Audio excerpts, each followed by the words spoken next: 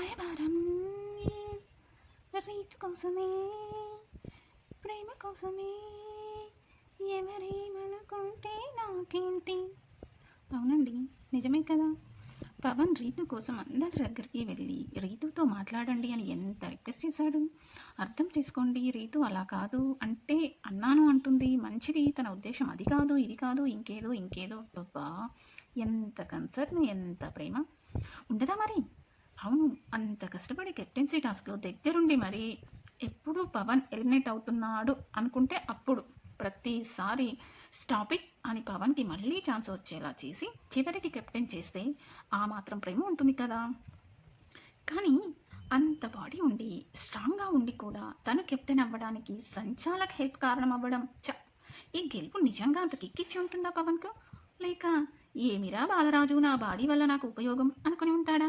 Comment చేయండి.